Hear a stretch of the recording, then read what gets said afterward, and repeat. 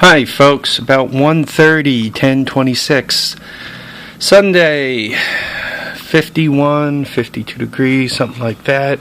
No, my batteries aren't charged because it's cloudy out. It keeps drizzling on me and stopping and drizzling. I'm wondering why I'm not getting over this cold. I guess it shouldn't be a surprise to me that I keep getting wet and fooling around out here. Then, anyway, it is 10.6 degrees Celsius. So I took that run up to Albany. It's about 125, 130 miles from the house. The Mighty Ranger did that run for me. And I brought home that ATC200 with a 185 engine on it. I also brought home these frames. And a lot of people would say, congratulations, you have about 100 pounds worth of metal, which is worth $6. Very nice, guys. Appreciate the input, but let's go a step further. I picked them up. This thing, I think, still has it. Yeah, it has the chain that's keeping it from turning, but it turns a little bit. The chain's got it bogged down. But this guy here does have a rear end, and it feels really pretty solid. It's pretty solid in there. I don't think the brake, is any good. The brake cable looks like it's spun. Yeah, that brake cable's no good. But this one, I'll get the rear end out of it. In addition, remember I talked about the cradle, that I want to cut this stuff off and make a cradle for mounting an engine. This is what it's going to look like, right? Picture all this cut off. But you could see there's really not much to cut off up in here, right? If I back up a little bit, I need to back up a little more. Right? There's really not a lot to cut off on top.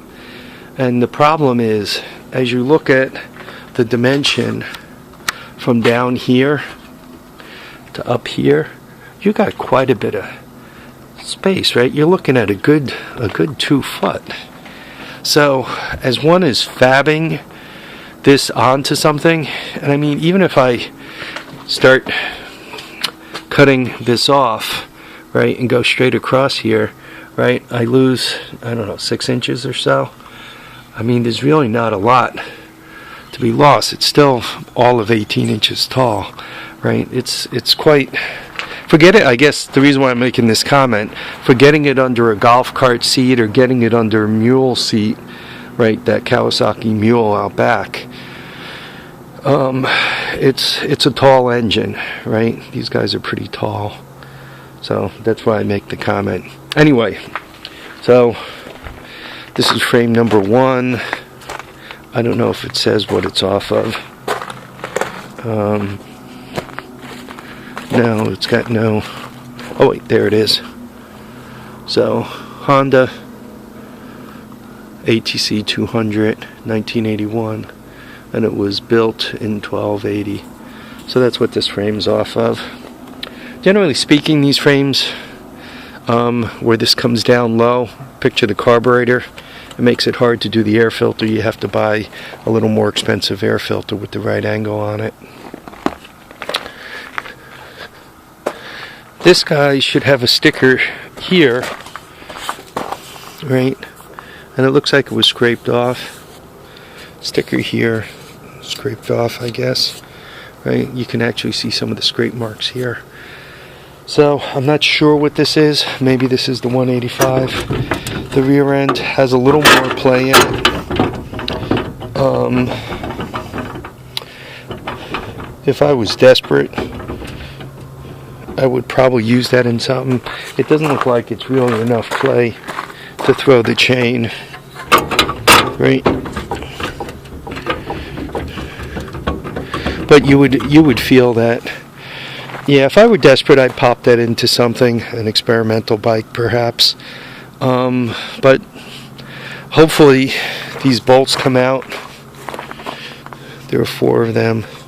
and the troublesome ones are always the one on the brake side, because people get moisture in here and the bolts are a little too long, so the amount of bolt that hangs out over the nut, so to speak, that gets a lot of crap on it. Then when you go to back them out, it binds in the threads, strip the threads, and eventually a lot of times it breaks the nut loose from the rear end casing, and then you're just screwed. And then you know, you got to take the whole thing apart and weld the nut back on, and a lot of times it's hard to get the brake drum and so forth off, so you know, you're to the point where you really don't have too much. This bike I really don't recognize well, and I'm saying that because this looks Honda. There's no problem there. This doesn't. I'm not sure what's going on with this. I mean, this is where the gas tank sits, but I don't recognize this part. It kind of has the same air filter mounts here and the two holes back here as that guy. But you see the ATC200, the way this is flat, because the fenders bolt on here. It's not a one-piece fender, they bolt on. This would be a slap-on fender. By slap-on, it goes across, the plastic goes completely across. So this one's a little different. I'm not exactly sure what year this frame is. And obviously the rear end's a little bit shot. Sprocket's got a lot of miles on it. Alright, this is the last one. I'm not sure what this is. 110, 125. It's hard to tell because there's like no wire harness here. The sprocket looks halfway decent, and it's tight, so the rear end's in pretty good shape. Oh, there it is. It's a 1985 110. So I got this frame too, and the other thing I got were a couple of tires. These are 9-inch tires. He was going to put them on a 9-inch rim. They're shorter. These are 22s, and those are 25s. He was going to put them on the back of this. The good thing about doing that is give you all kinds of torque, right? The smaller tires would give you more torque, and the thing would really fly up the hills. The bad thing is you lose some of the suspension, right? You get about 6 inches worth of, well, even more of tire suspension there. So it would definitely harden up the ride. But for running it around the oval, I call it the oval when you're going round and round in circles. For running it around the oval, it would actually be better. My ditch has some water in it. Obviously from there, right, it's probably 6 inches high here. But where I really want the water level low, which is over here, I managed to get it down quite a bit from where I'm standing until I get excuse me, until I get into the water. I'm about 2 foot above it, and 2.5, 3 foot. The driveway's 2.5, 3 foot above it, so I managed to get the water level down quite a ways. That was the big goal with the whole ditch digging. Wasn't thrilled about getting my backhoe rolled sideways, but I got the task done. I'm probably going to have to whack this tree. Right, there you go. And just spend a little more time getting this a little deeper. If I do that, that'll yet help the drainage a little further. I also have to extend it further down toward the woods. Right, get it further down and deeper in there. I can only get the water level so low because then it hits kind of the swamp water level. But the idea would be to get the water table right here around the house as low as possible. Alright, I'm going to put some stuff away. Sorry the videos haven't been great, but honestly I'm feeling like crap. It was like all my effort to be able to pick these guys up and carry them over here, and they're just not that heavy. You know, they weigh, I don't know, 50 pounds each, 60 pounds each, right? And it was just like, you know, carry them over, put them down, take 5 minutes to let the stars stop spinning in front of my eyes, then, you know, get up and go do another one. So this cold's really got me on my butt. My physician doesn't seem to think it's that big a deal.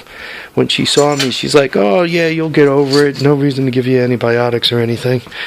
And I'm not in love with taking antibiotics, but as we start crossing the 1 week point, you know, you begin wondering who's winning and who's losing with this cold. I mean, I came home yesterday from Albany. I was just bloody exhausted. I couldn't keep my eyes open as I was driving.